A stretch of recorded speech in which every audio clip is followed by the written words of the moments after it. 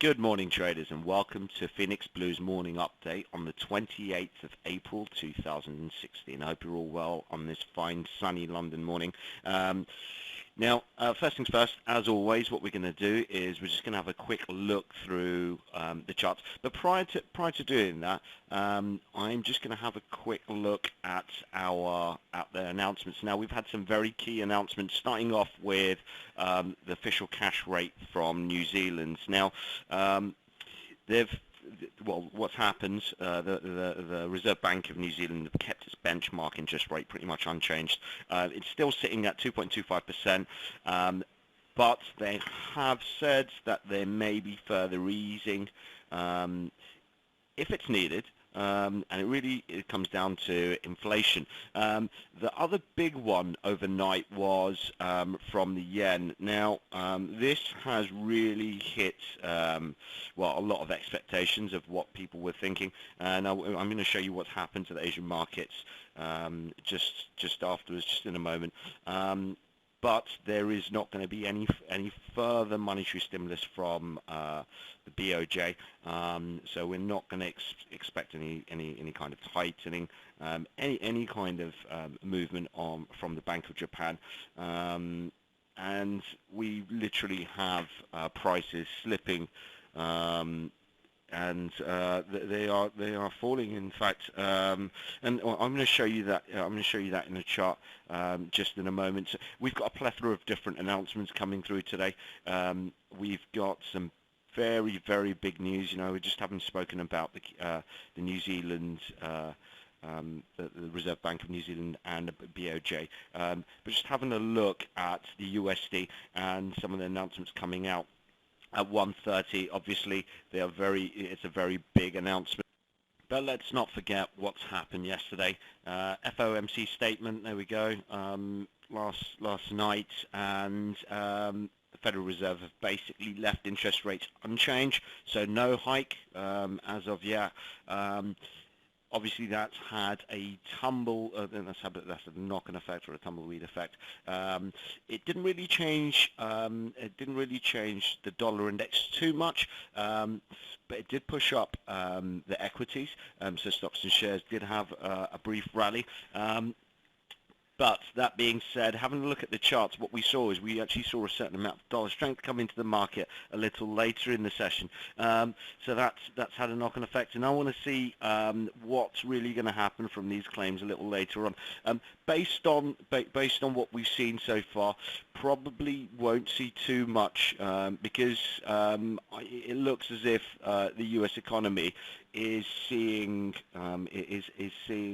finding quite a few stumbling blocks. We've seen a really poor first quarter growth in the U.S.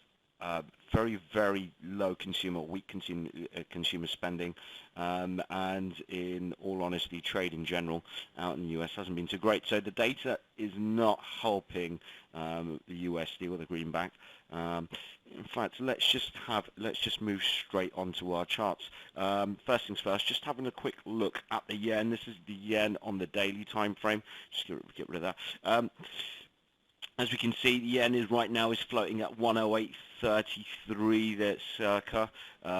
It's had this huge drop. Close to having a look at it, I think we're looking at around 2.5–3% fall against the dollar.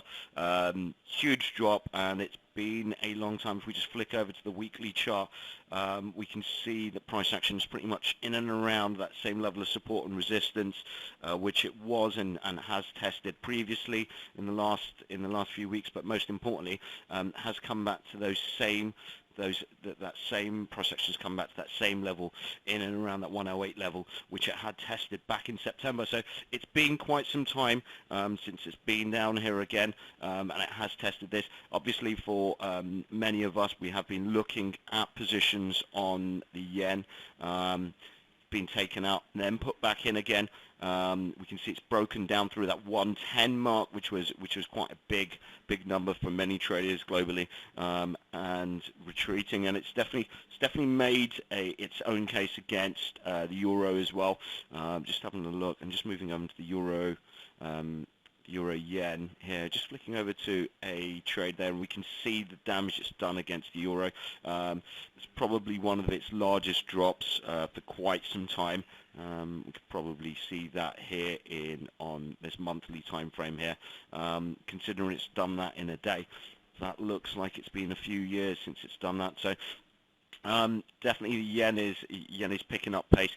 What does that mean? And well, what does the Bank of Japan's decision mean to hold their policy? Well, and why was it caused? I think we need to ask that question. Especially as the fact that I would say everyone in the market actually thought that we would see some kind of change in policy. And definitely see further easing. But alongside,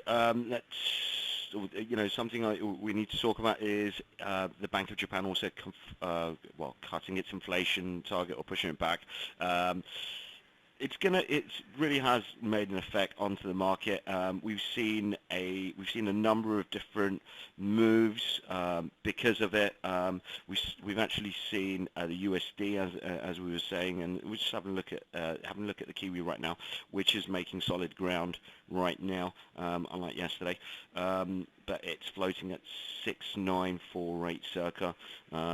Even if we move over to the euro right now, it's doing the same thing. It's starting to make headway on the USD. Again, that's a 5-minute chart. We'll just flick over to a daily here, and we can have a better picture of what's happening.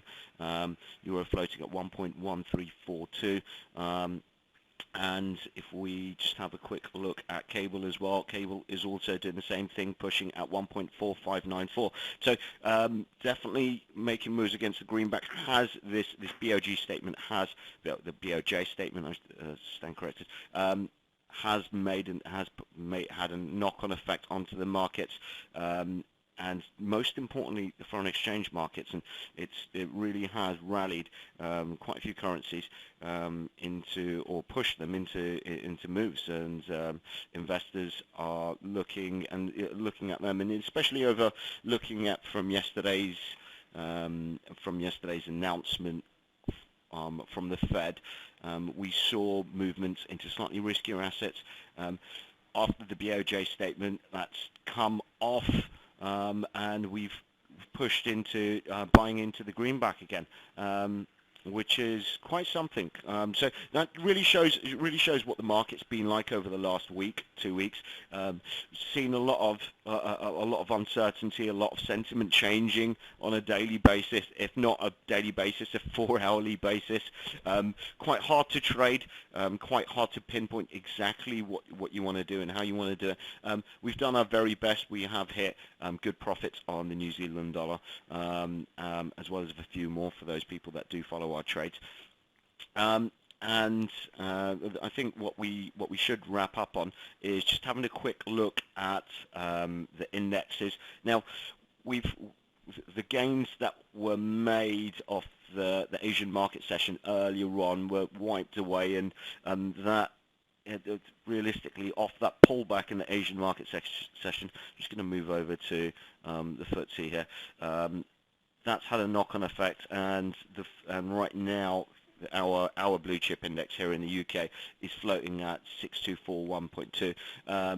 It's down. It's obviously been helped by weaker commodity prices as well, but that pullback in the Asian session hasn't helped. And right now, looking across all of the European indexes, looking at the DAX floating at 10,224, that's down 0.73%. The CAC is down 0.88%, and the euro is down almost 1%. So it's had a knock-on effect onto our indexes, obviously wiping away those gains over the last day or two, and most importantly from earlier on in Asian session.